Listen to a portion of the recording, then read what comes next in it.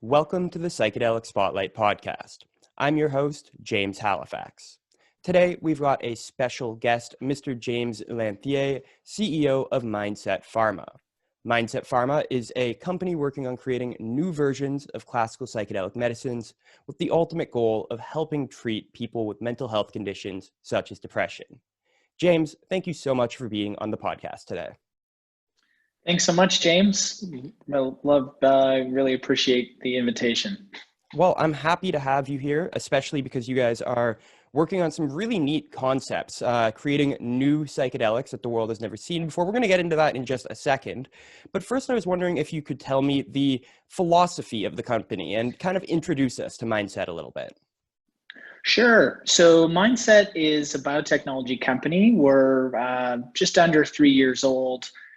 We're based in the Toronto area, and we've been exclusively focused from the beginning on discovering and developing what we describe as next generation psychedelic medications. And really the goal is to try to create, optimized versions of classic psychedelic drugs that can be better used as prescription medications to help people with hard to treat mood and neuropsychiatric disorders. And by and large, we're trying to improve along the lines of things like duration and effect size and safety. So we were, this is, as I said, it's really been our focus from the beginning. We've never been focused on any other business line, not functional mushrooms, not apps, not clinics, to exclusively, biotech focus on next generation drugs. And we were one of the first groups to start filing patent applications in the space in early 2020. And from there, we've now advanced our drug programs so that we've really identified 4 different families of drugs that each we think offer some improvements over the original first generation drugs. And it can really continue to advance the business. And so today we just announced a major partnership agreement, first of its kind, with a very large neuroscience company.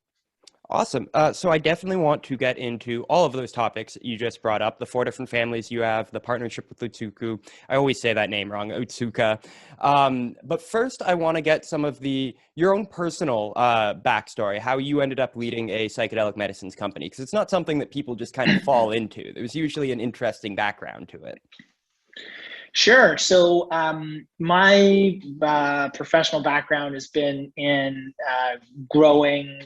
developing growth businesses, mainly in the public markets as a CEO or C-level executive, and mainly in technology-enabled businesses. My last business that I was working at before I joined Mindset was started to move into healthcare. It was a business that applied artificial intelligence to the variables of human fertility. But I was approached by some of the original founders of Mindset about getting involved. And when I learned about the business and really then, met the scientists involved and got to understand their strategy for approaching the market and their backgrounds, that really sold me. I'd always had a real interest in psychedelic drugs, and I was certainly aware of the research and that was starting to suggest what they were capable of in terms of the potential to help people. So the combination of those 2 things, my interest in psychedelic drugs plus the credibility and the plan that the team had, I thought, I was incredibly excited about getting involved.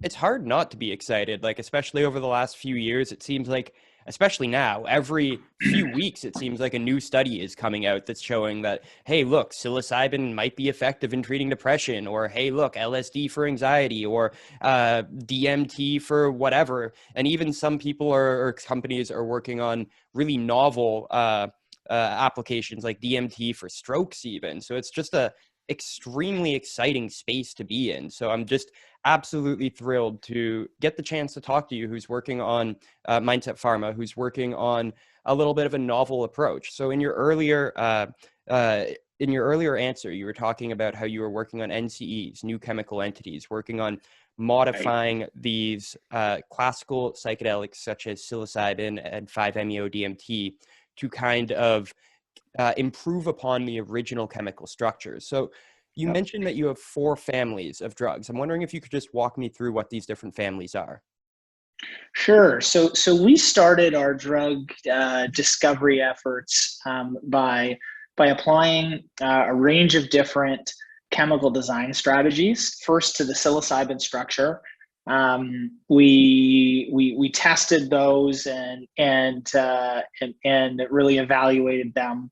That led us to some other strategies, and then ultimately led us to apply what we'd learned from the first 3 families to DMT and 5-MeO DMT to try to create improved versions of those drugs. So at this point now, the portfolio is quite wide and quite varied. And we've really tried to follow where the data and the science have taken us. So we knew, broadly speaking, that there were, starting out, that there would really be two ways in which we could envision psychedelic drugs being used therapeutically. So one would be what you'd call a macrodosing, or in the culture you'd hear referred to as kind of a hero dose, and that is actually not everybody fully appreciates this, but that's really the therapeutic model that all of the research is based on. So what that means, it means sort of what it sounds like. It means going into a clinic, taking a large dose of a psychedelic drug, undergoing a significant psychedelic trip, and being in the clinic for the duration of that trip under the supervision of some therapists.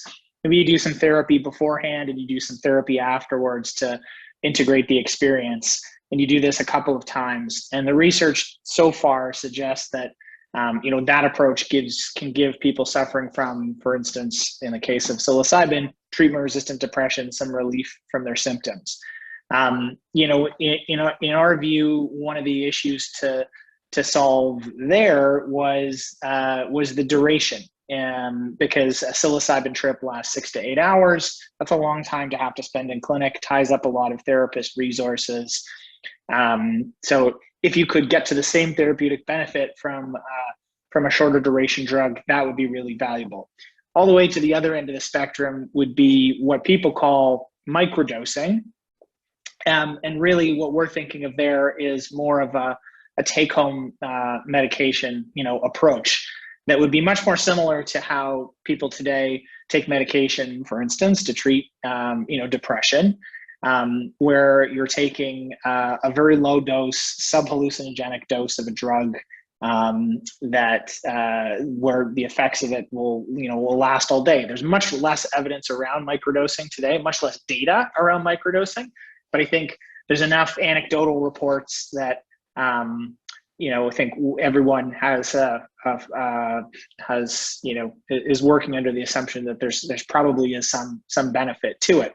But to us, the ideal microdosing drug wouldn't be one where you're taking a small amount of a really powerful drug. You'd be taking a drug that was purpose designed for that, and that had the same kind of profile as a psilocybin or other psychedelic drugs, but just a gentler, effect size, but a longer duration, so that it would last with you throughout the day. So if I kind of go along Mindset's families, 3 of our families really are focused along that macrodosing paradigm. Our first family is family number 1 is a family that we kind of describe as our 2nd generation psilocybin. It profiles quite a bit safer than psilocybin does.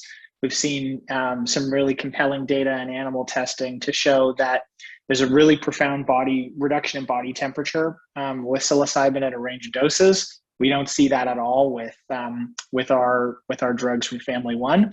Family 2, similar safety data as well, but that really is the drug that we see as potentially being kind of the 3rd generation psilocybin, because with family 2, we have some really encouraging signs that we're solving that duration issue. So we're seeing durations that are actually half of that of psilocybin.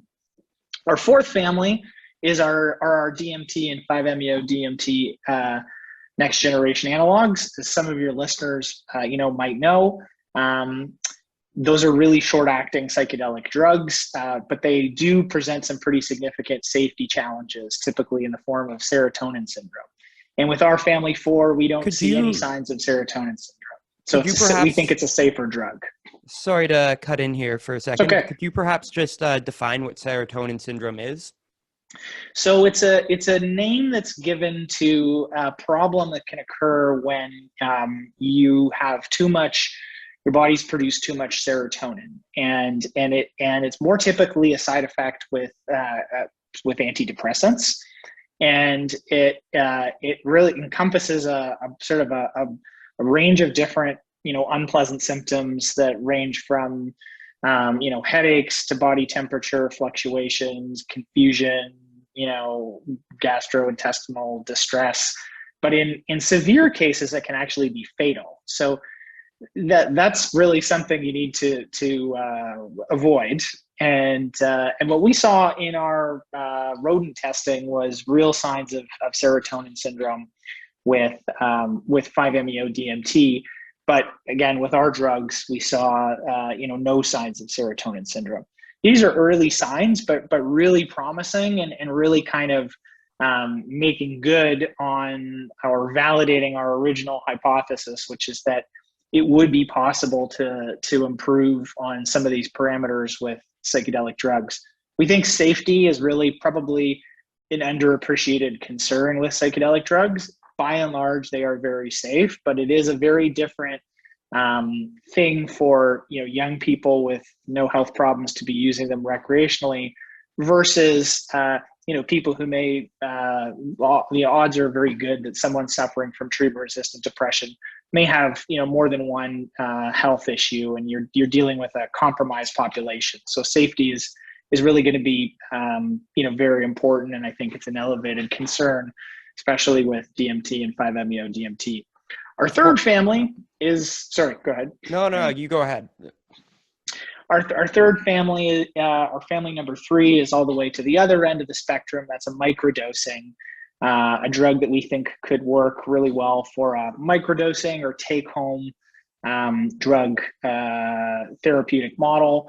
You see a lower effect size, but a much longer duration. So the effects of the drug could really stay with you throughout the day without risking tripping you over into a psychedelic experience. And we think that there's going to be a whole range of indications that a sub-hallucinogenic psychedelic drug could work really well for things like juvenile ADHD or Alzheimer's agitation, where you don't want those populations to have a psychedelic experience. So so at this point, I think Mindset has probably more new drug candidates with a whole range of different characteristics than really anybody else that I know of that's talking about it publicly in the space.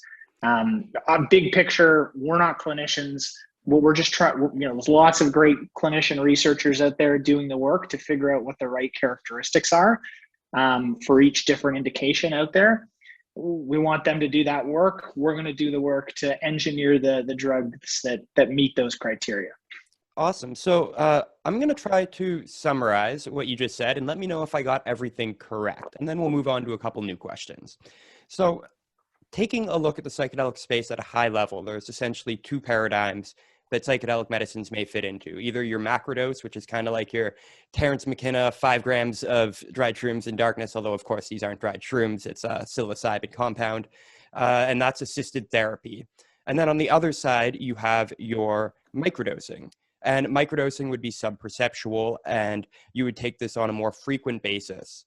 Now, when we're looking at Mindset Pharma, you're attempting to examine both of these different paradigms using new chemical entities, new drugs that are based off of the platforms of traditional psychedelics, mostly psilocybin and DMT/5-MeO DMT. Now, when you're looking at the larger doses, which encompasses 3 out of 4 of your families, the purpose behind it is to help rectify some of the issues that come with traditional psilocybin and traditional psychedelics, such as, like you said, the long duration of effect and the certain issues like body temperature. When you take a large dose of psychedelics, your body temperature can get very low or scarily, I'm forgetting the adjective, but unfortunately low. Dangerously. Dangerously, thank you. And then when you look at your microdosing, rather than just microdosing a typical psychedelic like regular psilocybin, it might be better to custom make a drug that is specifically made for a microdosing paradigm. So when Exactly. you are looking at the mindset, you've got your 4 families. 3 of them are for the microdosing. 3 of them are for macrodosing, 2 of which are based off of psilocybin, 1 5-MeO DMT, and then you have a microdosing division that is based off of psilocybin. Did I get everything correct there? Exactly right. Awesome. So part of the reason we're doing this interview today is because there's actually some really big news coming out of your company today. So I was wondering if you could perhaps walk us through this new partnership that you have and perhaps talk a little bit about the significance of this.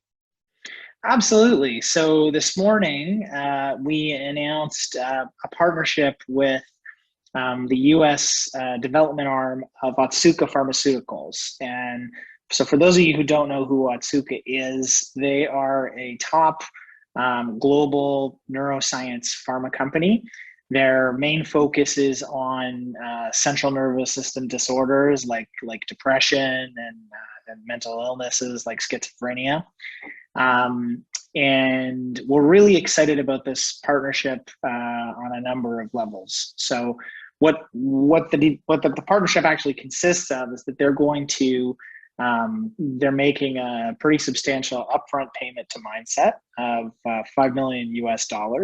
And then on top of that, they're funding all of the development expenses of 2 of our 4 families. So we're partnering with them on really our short-acting families, which are family 2, which is the psilocybin family we talked about that was showing half the duration of psilocybin, and family 4, so the DMT and 5-MeO DMT family. So tremendous amount of funding, and all on what you call a non-dilutive basis. So we're not having to dilute our shareholders by taking this funding in. But what's probably even more exciting about it is that we get to leverage Otsuka's expertise at bringing drugs through the regulatory process, running clinical trials, and getting them to market. This is the first collaboration between a global pharma company, a real big pharma company, and a psychedelic biotech like Mindset. So I think it's a great it's a real milestone in the development of the psychedelic space, because it shows you that pharma is actually moving to embrace these drugs and figure out ways to get them into the hands of patients. So it's that's a huge milestone, because for decades pharma was focused on the opposite. They weren't allowed to work on these drugs, and they were, in fact, if they came across a drug in their screening process that was psychedelic, they were rejecting it on that basis. So it's a complete sea change. It's obviously a huge validation for Mindset. This is the first deal of its kind really in the space. So it's a huge testament to the scientific team and the work that that we've done. And as far as Mindset's future goes, it's hugely advantageous to it. Obviously, the financial terms are great. The operational assistance is hugely valuable. It lets us focus on what we're really good at, which is really, discovering and developing new drugs and new psychedelic drugs. So we can continue along those roads with a partner that's able to do, a significant amount of difficult heavy lifting. So let's walk through this for a second. Let's use your DMT example. Actually, real quickly first, do we have a indication for what the DMT compound is going to be treated for yet? Not yet? Not yet. No. Okay, so actually let's use the psilocybin for some form of depression example, your family 2. So let's say we get this through the clinical trial process. We get some positive data from phase 1. Hopefully by the end of this year, next year, phase 2A and B go well, phase 3 happen, and the FDA approves this. Is it going to be distributed through Otsuka, or is it going to, what is the process there? Yeah, so the future is wide open, and what the deal does is it runs through the end of phase 1. So it gives Otsuka the right to negotiate a further deal once we get to the end of phase 1 on licensing or partnering with Mindset at that point in time. Mindset still owns all the IP and all the drugs. It just gives them an ability to really strike a further deal at that point in time. And but Atsuka is a global company, and they bring drugs to market all over the world. So it could be something broad and all encompassing at that point in time, or it could be something narrower. We'll just have to wait and see how things pan out. But the great thing again is we get a partner that is really as sophisticated a mental health company as you'll find. That's amazing. So I guess a couple quick, more fun questions before we end this. So one of the questions I always like to ask my guests that are working on psychedelics is, what do you think personally is happening in an individual's brain when they're on a heavy duty psychedelic like DMT? Do you think this is all like materialistic? It's just chemicals that are bouncing around in the brain? Or do you think that there could be some sort of more mysterious aspect to it? And whatever you want to, I don't want to get too woo-woo with like the mystical or the spiritual aspect, but there are a lot of people who are both scientists and believe that there might be something more to this experience other than just chemicals bouncing around in the brain. So I'd like to just get your personal opinion on that. Yeah, I mean, it's a fascinating question, isn't it? And it's actually a lot of fun just to speculate about it. I'm not a scientist, but certainly you're right. The mechanistic answers don't really give us don't feel like they give us the full explanation, do they? I just don't know. I think in the case of psilocybin, the kind of explanation that Michael Pollard articulated in his book about for lay people around it, shutting down the default mode network and allowing people to observe things for the first time, essentially, it was a good one. But there's more about this yet that we still don't know or understand. So I just don't know. What I can tell you is I feel very fortunate to be able to play a small role in advancing moving the path forward to get wider access to these drugs from people who really need their help. For sure. And that's ultimately, at the end of the day, what this is all about in this industry. Yes. It's helping people that need help. I don't have the numbers right in front of me, but it's something like tens of millions, if not hundreds of millions of people worldwide suffer from depression. There's the PTSD that's ravaging communities. There's all sorts of different anxiety disorders. And at the moment, we just don't really have any effective treatments. So if psychedelics at the end of this long 5-year process to get these through the clinical trials, and maybe up to 10 years for some of the newer chemical entities, if they can help heal people that don't have any options right now, then we can make the world a little bit of a better place. I completely agree. I think one of the reasons why this partnership with Otsuka has happened is because there's a general recognition that the people suffering from mood disorders have really not been well served by the existing solutions, and we need new approaches, and these really are one of the most promising ones. And it's really unfortunate because this data was there, 30, 40 years ago. But anyway, here we are now. Yeah, it's another story in and of itself. Well, all right, James, it was an absolute pleasure to have you on the program. If people want to learn more about Mindset and what you guys are doing, the work that you're progressing, where should they go? So there's a lot of information on our website, mindsetpharma.com. We also love to talk about mindset and are easy to be found. If you want to reach out through our website or one of our social channels, we're always happy to chat if anyone would like more information. Perfect. So yeah, we will put the website and then also the Twitter handle and all the other good social media stuff on the screen now. Again, it was an absolute pleasure, James. Thank you so much for being on the program today. Thanks so much for having me, James.